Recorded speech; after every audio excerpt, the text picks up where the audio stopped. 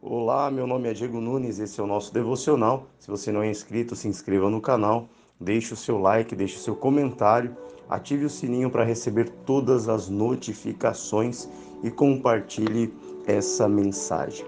Nós vamos estudar hoje um texto que está no livro de 1 Samuel, capítulo 11.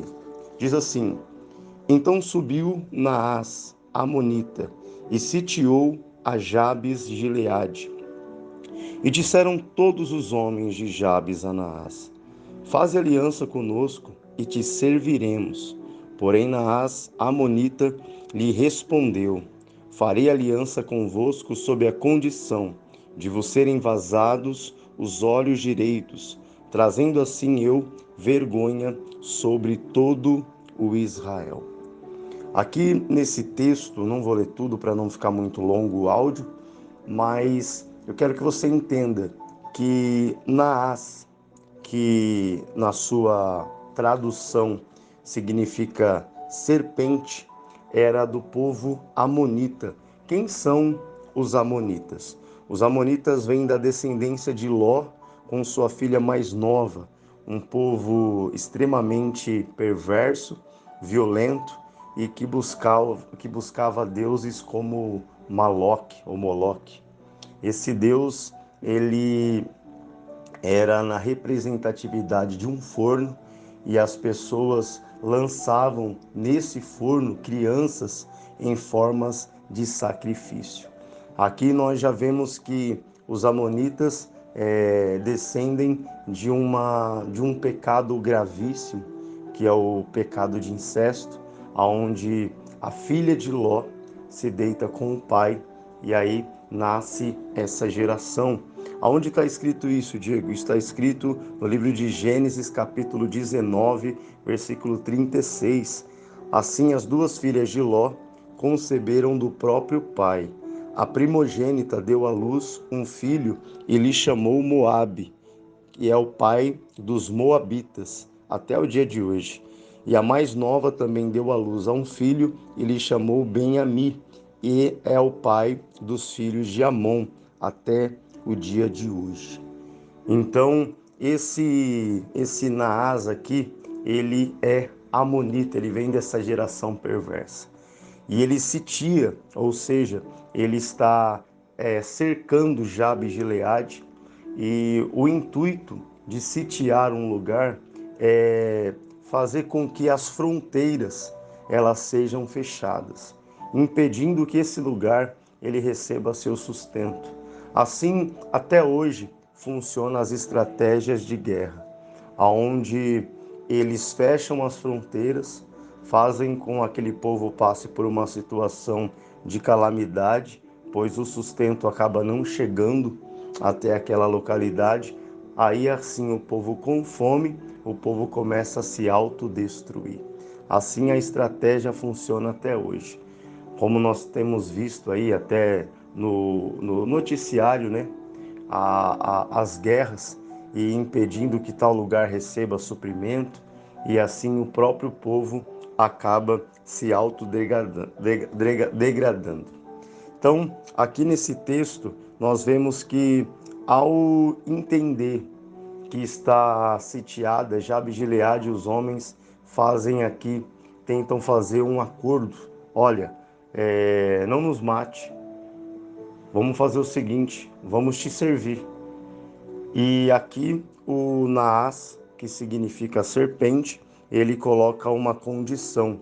A condição era que ele aceitaria que Jabes de Gileade se tornasse servo deles, mas eles teriam que ter o olho direito vazado, o olho direito transpassado. E aqui você percebe que Naás, usado pelo diabo, ele não quer simplesmente matar o povo de Deus. Ele quer envergonhar, ele quer desmoralizar, ele quer brincar com o povo. E trazendo já para os dias de hoje, o nosso adversário Satanás, ele tem até hoje a mesma estratégia. Muitas vezes alguém na mão do diabo não vai ter a sua vida ceifada logo de início. Aquela pessoa caiu na mão do diabo e logo ali o diabo matou ela, não. Mas o diabo vai brincando. Se aquela pessoa está no vício, ele vai fazendo aquela pessoa ser envergonhada. Aonde aquela pessoa tinha status, onde aquela pessoa tinha uma popularidade boa, ele faz com que o nome daquela pessoa seja envergonhado naquele lugar. Faz com que aquela pessoa que era tão influente, uma pessoa tão capacitada, hoje viva como uma pessoa desprezada. É como se ele falasse assim: eu vou entrar, eu vou matar, mas antes disso eu vou envergonhar essa pessoa. Um exemplo disso na Bíblia, nós temos lá no livro de Juízes, no capítulo 16, no versículo 21, diz assim: então os filisteus pegaram nele e lhe vazaram os olhos e o fizeram descer a Gaza, amarraram-no com duas cadeias de bronze e virava um moinho no cárcere. Então aqui nessa passagem, os filisteus capturaram o Sansão, já que o Sansão contou a Dalila qual era o seu segredo, e aqui eles já tinham cortado, né, os cabelos de Sansão, fazendo que ali o Sansão perdesse toda a força. Lembrando aí que a força do Sansão não era por conta de ter cabelos longos, mas o Sansão, ele nasceu dentro da condição de um voto, o voto de Nazireu, o voto onde não poderia ser passado navalha em seus cabelos, não poderia beber bebida forte, não poderia encostar em animal morto. E ao longo de sua história, do seu trajeto, o Sansão vai quebrando essa aliança com Deus até o ponto que teve o seu cabelo cortado e aí foi tirado dele toda a força. E aqui o inimigo filisteu, que muitas vezes foram mortos pelo Sansão, não pegam o Sansão e matam ele. Eles querem zombar de Sansão. Então a Bíblia diz aqui que como no mesmo artifício, mas aqui no caso eram os dois olhos, eles vazaram os olhos de Sansão. E ali o Sansão acaba se tornando o que a gente chama aí de um bobo da corte. E diante dessa palavra aqui de 1 Samuel, de Naás, sitiando Jabes de Gileade e dizendo: olha, vocês podem até ser meus servos, mas eu vou ter essa condição, que vocês vazem o olho direito. O diabo tem feito isso com muitas famílias. Muitas famílias estão sendo sitiadas por Satanás e seus demônios. E tem casa que você percebe que a bênção ela não entra. A bênção ela fica impedida de entrar nessa casa. O ambiente pesado, as brigas, as discussões, a ansiedade, a depressão, o choro, mas não consegue entrar a bênção, não consegue entrar a união, não consegue entrar a paz. Então, o intuito do diabo estar sitiando essas famílias é simplesmente enfraquecer e dominar essas famílias. Isso a gente também entende aqui, essa intenção do diabo, no livro de Jó, no capítulo 1, versículo 6. Num dia em que os filhos de Deus vieram apresentar-se perante o Senhor, veio também Satanás entre eles. Então perguntou o Senhor a Satanás: de onde vens? Satanás respondeu ao Senhor e disse: de rodear a terra e passear por ela. Perguntou ainda o Senhor a Satanás: observaste o meu servo Jó? Porque ninguém há na terra semelhante a ele, homem íntegro e reto, temente a Deus que se desvia do mal. Então respondeu Satanás ao Senhor: porventura Jó, de balde, teme a Deus? Acaso não cercaste com sebe a ele sua casa e a tudo quanto tem? A obra de suas mãos abençoaste, e os seus bens se multiplicaram na terra. Então, nessa apresentação, Deus pergunta: Satanás, de onde você vem? Ele fala: de rodear a terra. Ou seja, Satanás estava sitiando a terra ali, rodeando, para querer dominar aquele lugar.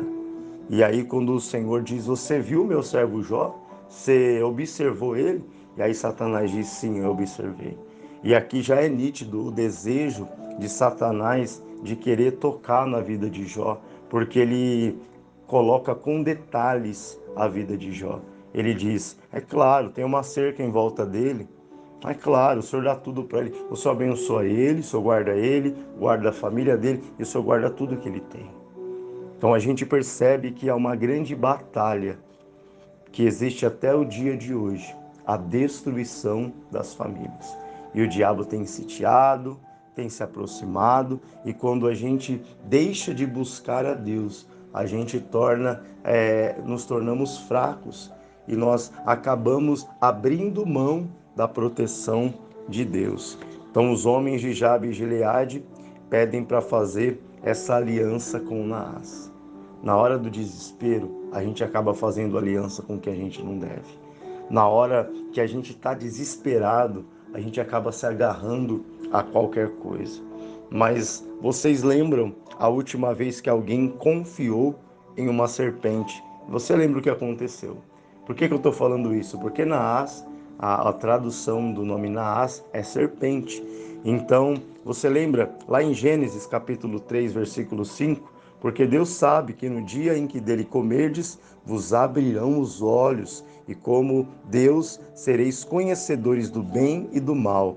Vendo a mulher que a árvore era boa para se comer, agradável aos olhos, e a árvore desejável para dar entendimento, tomou-lhe do fruto e comeu. Deu também ao marido, e ele comeu. Abriram-se então os olhos de ambos, e percebendo que estavam nus, coseram folhas de figueira e fizeram cintas para si.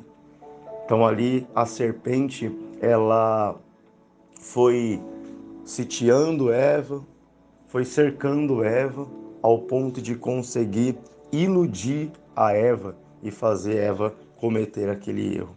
E isso é interessante porque o que a serpente fez aqui é o que Naás quer fazer. E até hoje, o espírito da serpente continua trabalhando. Com o que ele exatamente trabalha? Com o engano da emoção. Nosso cérebro, ele é dividido em duas partes. O lado direito comanda a emoção e o lado esquerdo a razão. Então, o lado direito a emoção e o lado esquerdo a razão. Mas nós sabemos que os movimentos do nosso corpo, eles respondem ao cérebro de maneira invertida. Então, quando eu movimento a minha mão esquerda, é o meu lado direito que está comandando isso e vice-versa. Então, quando vazassem o olho direito, ali ele estaria cancelando o olhar da razão. E ficaria simplesmente no povo o olho esquerdo, que é comandado pelo lado direito, o lado da emoção. Então, uma vez vazando o olho direito, eles estariam cancelando o olhar da razão. Então, hoje nós percebemos que muitas pessoas acabam lutando mais com a emoção do que com a razão. E isso acaba sendo algo que fica fácil para o inimigo dominar. É muito fácil você dominar uma pessoa na emoção. Dependendo do que você fale e aquela pessoa se emocione, você leva ela no papo, uma música, um filme, uma série. Você percebe que quando as nossas emoções estão afloradas, tudo toca na gente, tudo faz a gente chorar. Então o desejo do diabo é que nós vivamos pela emoção, vivamos por essa euforia. Então nós temos que tomar muito cuidado com isso. Então é muito fácil manipular alguém que entende só no âmbito emocional, pessoas que não pensam. E infelizmente tem muitas pessoas que estão vivendo aquele ditado: quando a cabeça não pensa, o corpo padece, a família padece, a saúde padece. E tem pessoas assim hoje dentro da igreja, pessoas que não pensam, pessoas que infelizmente a gente acaba olhando para elas e acaba conseguindo ver que o diabo tem se aproximado cada dia mais. O meu povo é destruído porque lhe falta conhecimento. E o conhecimento precisa trabalhar no equilíbrio da razão e da emoção, mas uma vez arrancando toda a parte racional, A sabedoria não conversa com a emoção sozinha. E para a gente finalizar aqui essa palavra de hoje, vamos para o livro de Apocalipse, capítulo 2, versículo 18, aonde o anjo escreve, aonde o Senhor escreve ao anjo da igreja de Tiatira. Ao anjo da igreja em Tiatira escreve: estas coisas diz o Filho de Deus, que tem os olhos como chama de fogo e os pés semelhante ao bronze polido. Conheço as tuas obras, o teu amor, a tua fé, o teu serviço, a tua perseverança e as tuas últimas obras, mais numerosas do que as primeiras. Tenho, porém, contra ti o tolerares que essa mulher, Jezabel, que a si mesma se declara profetisa, não somente ensine, mas ainda seduza os meus servos a praticarem a prostituição e a comerem coisas sacrificadas aos ídolos. A igreja de Tiatira recebe aqui elogios como conheço as tuas obras, amor, fé, serviço, perseverança, a quantidade das obras, porque as últimas são mais numerosas do que as primeiras, porém, nessa igreja eles estavam tolerando uma mulher chamada Jezabel, que estava ensinando. Olha que grave aqui. A Jezabel tinha um cargo dentro da igreja e ela ensinava e se declarava profetisa. E ela não somente ensinava, mas ela seduzia os servos a praticarem a prostituição e comerem coisas sacrificadas aos ídolos. Como que ela conseguia fazer isso? Através da emoção. Por isso que hoje, diante dessa palavra, você precisa se posicionar. Eu sei que hoje aqui é praticamente uma mensagem a ser pregada num culto, pelo tamanho, pelo volume de informações, mas se for necessário, ouça uma vez, ouça duas, ouça três, mas que essa mensagem de hoje, ela fique dentro de você. Naás, a serpente, queria vazar o olho direito. Naás, a serpente, queria tirar o lado racional. É isso que o inimigo ele quer fazer. Ele quer tirar a nossa racionalidade para que possamos viver somente na emoção. E aqui a Bíblia diz que o povo sai diante dele, o povo ali fala, olha, me dá 7 dias para a gente poder pensar. E aí nós vamos ver o que faremos. E não conseguindo ser livre disso, nós nos entregaremos a ti e você nas fará o que bem entender conosco. E a Bíblia diz que eles contam a um homem que aqui ainda não era rei, mas estava prestes a ser rei, tanto que o próximo tema depois dessa passagem é ele sendo levantado a rei por Samuel, que é o Saul. E a Bíblia diz que o Saul, ouvindo aquilo, o Espírito do Senhor se apossou dele. E ele cortou bois e mandou a todas as regiões. Isso aqui será feito àqueles que não seguirem Samuel, que era o profeta, que era a palavra ali de Deus, a voz de Deus, e me seguirem. E ali a Bíblia diz que ele junta o povo estava chorando, o povo estava desesperado, que é isso muitas vezes que a gente encontra, pessoas desesperadas, mas ele une aquele povo como um povo só, divide aquele povo em 3 tropas, sobe e rebenta com Naás, livrando o povo das mãos dele. Então precisa você acordar, precisa você se levantar e precisa você destruir de uma vez por toda esse inimigo que vem sitiado à sua casa. Se posicione, porque Cristo te deu poder e autoridade. Eu deixo essa palavra com você hoje e que Deus possa abençoar a tua vida. Eu peço, Pai, no nome de Jesus, conduza essas pessoas, Pai, para que não venham ser guiadas pela emoção, mas que possam ser guiadas, meu Deus, Pai, pelo equilíbrio. Que não tenham, Senhor, o seu olho vazado. Hoje, mas não o olho físico, mas o olho espiritual. Que espiritualmente o teu povo seja equilibrado. Porque tem momentos, Pai, que a emoção precisa trabalhar, mas, Senhor, sem o uso da razão, todos estaremos perdidos. Que essa pessoa não venha mais olhar para crer, mas que ela creia sem ver, Pai, porque essa é a verdadeira fé, que é a certeza das coisas que se esperam, mas não se veem. Pai, construa um povo forte, construa um povo aguerrido que vai lutar pela família, que vai, meu Deus, crer que existe uma cerca de Deus em volta de tudo aquilo que eu sou, que eu tenho, sobre a minha família, sobre tudo que eu possuo. Pai, no nome de Jesus, abençoa essas pessoas. No nome do Pai, do Filho e do Espírito Santo de Deus. Amém e graças a Deus. Olá, meu nome é Diego Nunes, esse é o nosso